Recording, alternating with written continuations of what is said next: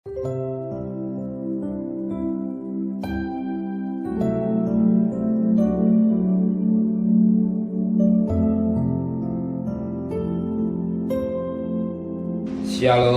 pagi, mari sama-sama tundukkan kepala, pejamkan mata sejenak. Bapa yang bersama dan kerajaan surga, yang boleh kami kenal dalam nama Tuhan Yesus Kristus. Pagi yang cerah, kami ngadakan mesbah keluarga, mesbah pribadi. Kami boleh menaikkan pujian penyembahan pada Bapa di surga. Dan kami rindu juga untuk dengarkan renungan firman-Mu. Roh Kudus menyucikan hati dan pikiran kami, dan kami juga berikan doa sapa. Haleluya. Amin.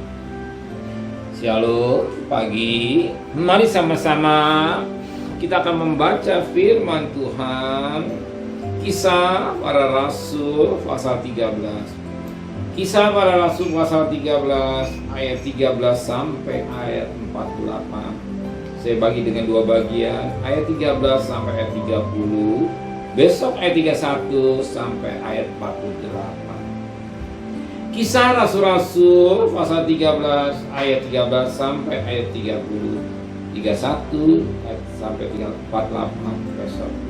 Ke Antiokhia di Pisidia. Lalu Paulus dan kawan-kawan yang meninggalkan Patmos dan belayar ke Perga di Pamfilia. Tapi Yohanes meninggalkan mereka lalu kembali ke Yerusalem.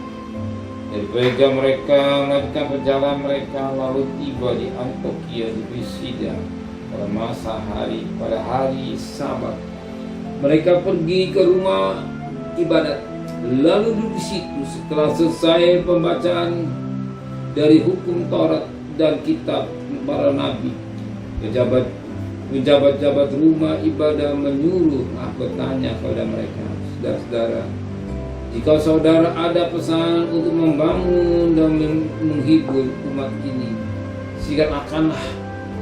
Maka bangkitlah Paulus yang memberi isyarat dengan tangannya, lalu berkata, "Hai orang-orang Israel dan kamu yang takut akan Allah, dengarkanlah.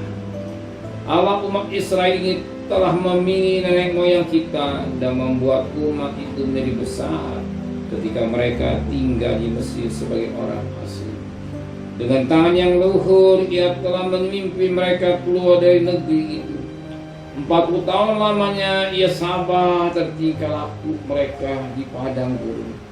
Dan setelah meninggalkan 7 bangsa di tanah Kanaan, yang berbagi-bagian tanah itu kepada mereka untuk menjadi warisan mereka. Selama kira-kira 410 tahun, 450 tahun. Sesudah itu ia memberikan mereka hakim-hakim sampai pada zaman Nabi Samuel. Kemudian mereka meminta seorang raja, dan Allah memberikan kepada mereka Saul bin Kisi dari suku Benyamin sampai 40 tahun lamanya. Saat Saul disingkirkan, Allah mengangkat Daud menjadi raja mereka. Tentang Daud, Allah telah menyatakan, aku telah mendapat Daud Isai, seorang yang berkenan di hatiku dan yang melakukan segala kehendakku, dan dari keturunannya lah sesuai dengan yang telah dijadikannya. Allah telah membangkitkan juru selamat bagi orang Israel, yaitu Yesus. Menjelang kedatangannya, Yohanes telah menyerukan kepada seluruh bangsa Israel supaya mereka bertobat dan memberi diri dibaptis.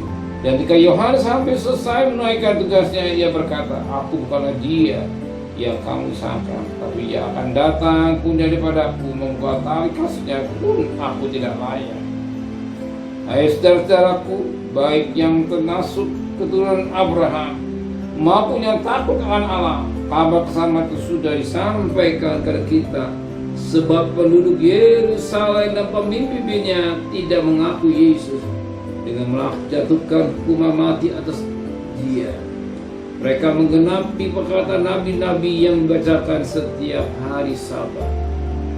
Dan meskipun mereka tidak menemukan sesuatu yang dapat menjadi alasan untuk menghukum matiku, namun mereka telah meminta kepada Pilatus supaya dia bunuh.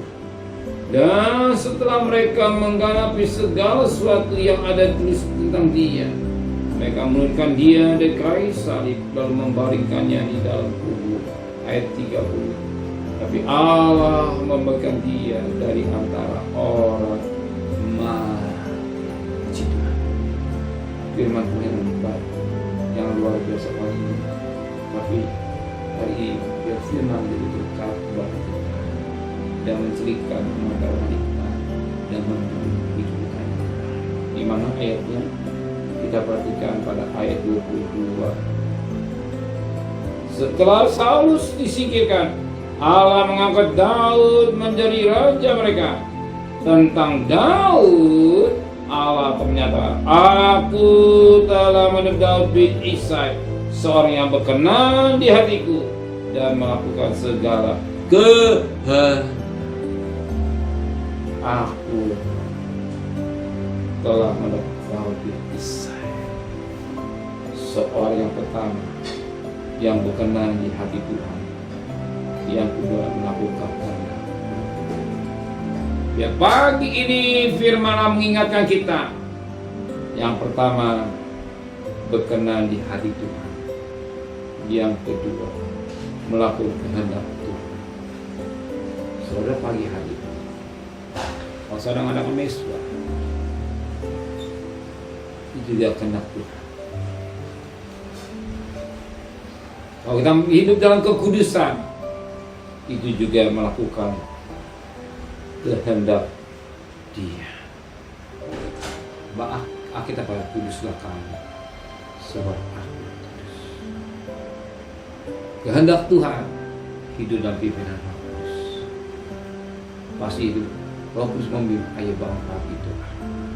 Cari Tuhan, adakan mesbah keluarga, adakan mesbah pribadi, adakan hubungan dengan Tuhan.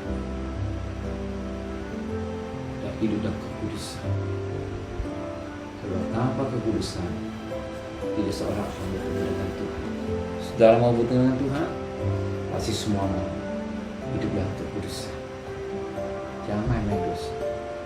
Bahwa upah dosa adalah neraka. Ya, kasih karunia yang kita rindukan hidup yang kekal. Amin. Hiduplah dalam pimpinan Roh Kudus. Nah, hidup lakukan kehendak Dia, kekudusan. Kita bertemu dengan Dia. Amin. Mari sama-sama pejamkan mata sejenak. Terima kasih Bapa di surga, menteraikan firman dalam hati kami, kembalikan besok pagi tubuh yang sehat dengan tidak kurang satu apapun. Berkati Bapak Presiden, Presiden, para Menteri, para Gubernur, para Bupati, para Wali Kota, para Camat, para Lurah, para RW, para RT, para medis, para Polri. Berikan mereka hikmatnya dari surga, beri sewa takut kepada Tuhan. Saudara kekasih, terimalah berkat nikmat dari Allah Bapa, cinta kasih sayang dari Tuhan Yesus Kristus, dan berkat Roh Kudus menyertai saudara mulai hari ini sampai Maranatha. Yang cinta Dia katakan amin. Tuhan memberkati.